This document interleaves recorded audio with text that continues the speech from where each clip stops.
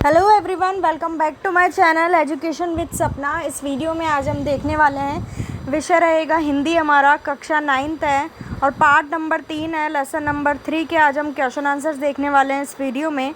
Part का नाम है उपभोक्तावाद की संस्कृति। तो चलिए शुरू करते हैं इस वीडियो को लाइक करें, शेयर करें, चैनल पे नए हैं तो सब्सक्राइब करके बेल आइकन को प्रेस करें, जिससे आने वाली नेक्स्ट वीडियो की नोटिफिकेशन आप तक तुरंत पहुँच सके। पहला प्रश्न है, लेखक के अनुसार जीवन में सुख से क्या अभिप्राय है? तो इसका उत्तर हो जाएगा, लेखक के अनुसार जीवन में सुख का अभिप्राय केवल उपभोग सुख नहीं है, बल्कि अन्य प्रकार के मानसिक, शारीरिक तथा छोटे आराम भी सुख कहलाते हैं। लेकिन आजकल लोग केवल उपभोग सुख को सुख कहने लगे हैं। दूसरा प्रश्न, आज की उपभोक्तावादी संस्कृति हमारे दैनिक जीवन को किस प्रकार प्रभावित कर रही है? तो इसका उत्तर है, आज की उपभोक्तावादी संस्कृति हमारे दैनिक जीवन को निम्न प्रकार से प्रभावित कर रही है। पहला पॉइंट है, हम उत्पादों के निरंतर दास बन रहे हैं। दूसरा है, पिज्ज़ा, बर्गर आदि कूड़ा खाद्य वस्तुओं को अधिक महत्व दिया जा रहा है। तीसरा है, 5 सितारा संस्कृति से सामान्य व्यक्ति में प्रतिष्ठा के नाम पर लालच भर गया है।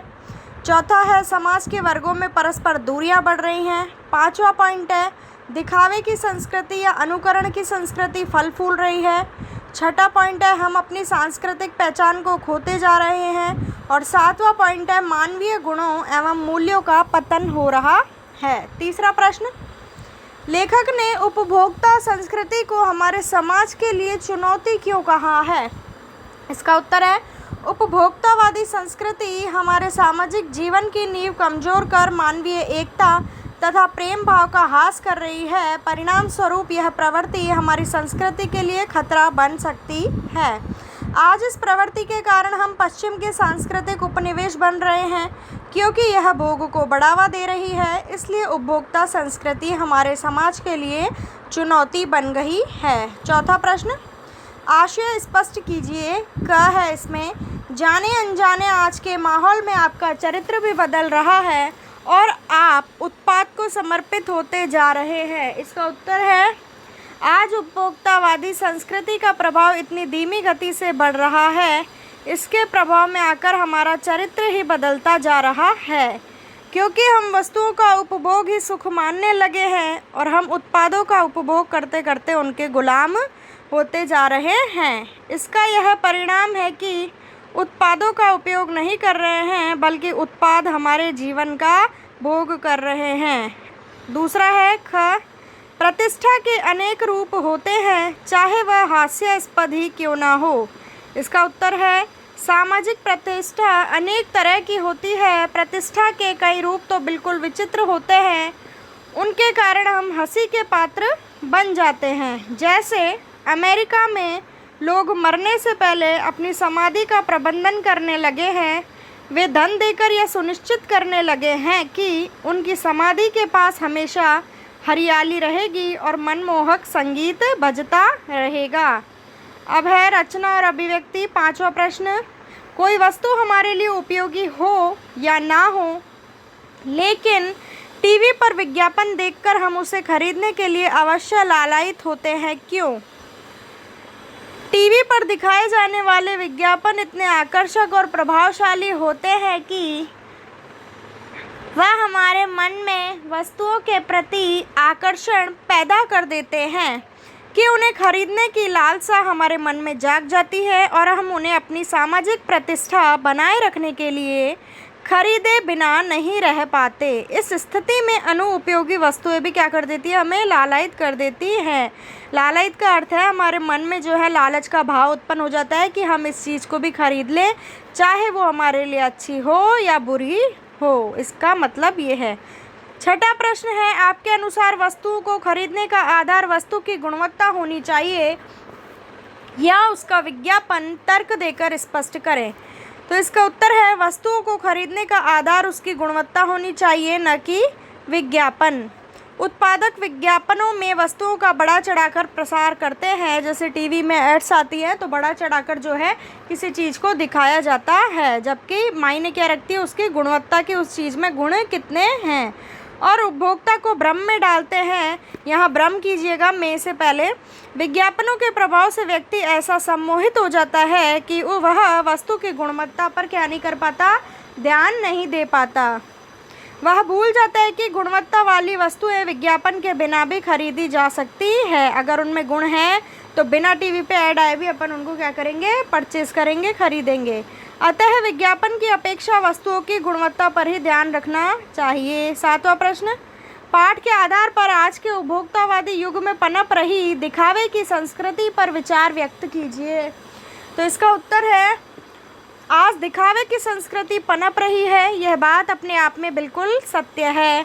इसलिए लोग अपनी झूठी प्रतिष्ठा बनाए रखने के लिए उन्हीं चीज़ों को अपना रहे हैं जो दुनिया की नज़रों में अच्छी है, चाहे उनमें गुणवत्ता ना हो।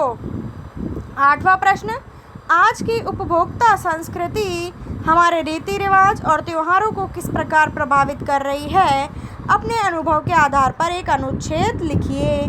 तो इसका उत्तर है, वर्तमान में उपभोक्तावादी संस्कृति का उत्तरोत्तर प्रचार हो रहा है। इससे हमारी अस्मिता एवं प्राचीन परंपराओं का अवमूल्यन हो रहा है, हमारी आस्थाओं का क्षरण हो रहा है और हम बौद्धिक दास्ता अपना रहे हैं। इस उपभोक्तावादी संस्कृति से हमारे रीति रिवाजों एवं त्योहारों पर क्या पड़ रहा है, गहरा प्रभाव पड़ रहा है। किस तरीके से पड़ रहा है, देखिए। भारत में तीज त्योहारों का अपना सांस्कृतिक महत्व है। यहाँ प्रत्येक त्योहारों पर स्त्रियों की वेशभूषा को किसके रूप में अपनाया जाता है, परंपरा रूप में अपनाया जाता है। परंतु अब उपभोक्ता संस्कृति के कारण बाजार में नए नए परिधान कहते हैं वस्त्रों को, परिधान आ गए हैं। जगह जगह ब्यूटी पार्लर खुल गए। नए परिधान ट्रेंडी हैं तो महंगे भी हैं। फिर लोगों को सोचना है कि पिछले वर्ष की फैशन इस वर्ष क्यों रहे, फैशन बदलता रहता है। फलस्वरूप परंपरागत परिधान बदल रहे हैं। इसी प्रकार विवाह के अवसर पर मेहंदी लगवाने की रस्म होती है। महिला संगीत और भोजन आदि की परंपराएं क्या हो गई हैं, बदल गई हैं। शुभ कामना एवं आमंत्रण के निमित्त जो कार्ड मिलते हैं वे महंगे भी हैं और एकदम नए डिजाइन के। कुछ संपन्न लोग तो चांदी के पत्रों से कार्ड बनवाकर अपनी प्रतिष्ठा का खुला प्रदर्शन भी करते हैं। सगाई पर या विवाह में बारातियों को भेंट में कीमती वस्तुएं देने की परंपरा चल पड़ी है। इस तरह रीति रिवाज बदलने लगे हैं। रक्षाबंधन, वैलेंटाइन डे आदि पर नई परंपराओं का प्रचलन बढ़ रहा है। होली दिवाली पर गिफ्ट देने लेने की परंपरा चल रही है, जबकि ये सारी जो परंपराएं थी ये पहले नहीं थी, ये सब की जो है अब ही आई हैं। अब खील बताशों का समय नहीं रहा, सूखे मेवे चल रहे हैं। पहले धार्मिक कार्य में पुरुष धोती पहनते थे और पवित्रता का पूरा ध्यान रखते थे, परंतु अब सब कुछ बदल गया है तथा इसे रूढ़ परंपरा माना जाता है। इस तरह के अनेक उदाहरण दिए जा सकते हैं जिनसे स्पष्ट होता है कि उपभोक्ता संस्कृति से हमारे रीति रिवाजों एवं त्योहारों पर दुष्प्रभाव पड़ रहा है।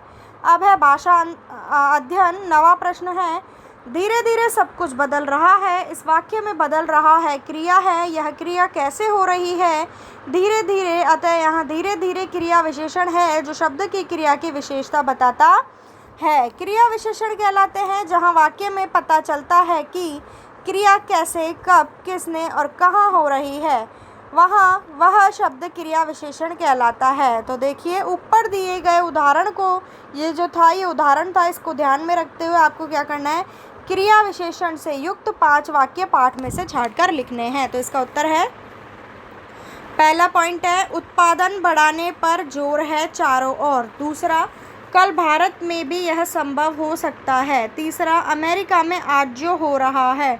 चौथा है जैसे जैसे दिखावे की यह संस्कृति फैलेगी। 5वां है आज सामंत बदल गए हैं। अगला प्रश्न, धीरे धीरे, जोर से, लगातार, हमेशा, आजकल, कम, ज़्यादा, यहाँ, उधर, बाहर, इन क्रिया विशेषणों शब्दों का प्रयोग करते हुए क्या बनाना है, वाक्य। तो देखिए पहला वाक्य धीरे धीरे से है, समाज में धीरे धीरे बदलाव आने लगा। दूसरा, नेताजी जोर से चिल्लाए। तीसरा, लगातार से है, राजस्थान में लगातार क्या पड़ रहा है, अकाल पड़ रहा है। हमेशा सत्य बोलना चाहिए। आजकल विज्ञापनों का बोलबाला है। चाय में चीनी कम डालो। ज़्यादा सोना ठीक नहीं है। यहाँ क्या हो रहा है, उधर कौन रहता है, वह जयपुर से बाहर जाएगा। अब अगला प्रश्न, नीचे दिए गए वाक्यों में से क्रिया विशेषण और विशेषण शब्द लिखिए। आपकी बुक में कुछ वाक्य दिए गए हैं, उनमें से क्रिया विशेषण शब्द छांटना है और विशेषण शब्द जो है आपको अलग छांटना है। तो वाक्य आपको बुक में मिल जाएंगे। तो देखिए, पहला जो वाक्य है उसमें है क्रिया विशेषण कल रात से निरंतर इसमें, और चौथा जो आपका वाक्य है उसमें उतना जितनी, पांचवा है आजकल इसमें विशेषण, और दूसरा है अब जो है ऊपर जो थे वो क्रिया विशेषण थे और नीचे अब जाएंगे विशेषण। दूसरे में आ जाएगा पक्के विशेषण है ये, तीसरे प्रश्न में आ जाएगा हल्की जोरों की, और पांचवे में आ जाएगा आजकल। ऊपर के 3 में था क्रिया विशेषण, नीचे के 3 में रहेगा विशेषण। ठीक है, तो ये थी हमारी आज की वीडियो को लाइक ज़रूर करें और चैनल को सब्सक्राइब ज़रूर कर लीजिए, क्योंकि ऐसे ही यूज़फुल वीडियोस डेली मेरे चैनल पे आप लोगों के लिए अपलोड होती है। मोस्ट क्वेश्चन की भी वीडियो आपको मेरे चैनल पे मिल जाएगी एग्ज़ाम्स के लिए, संस्कृत की भी वीडियोस, SST वगैरह सबकी, हिंदी की सबकी वीडियोस आपको मेरे चैनल पे मिल जाएंगी। तो चैनल को सब्सक्राइब जरूर कीजिए, साथ ही में बेल आइकन को प्रेस कीजिए जिससे नेक्स्ट वीडियो की नोटिफिकेशन आप तक तुरंत पहुंच सके। मिलती हूँ नेक्स्ट वीडियो में। Thank you.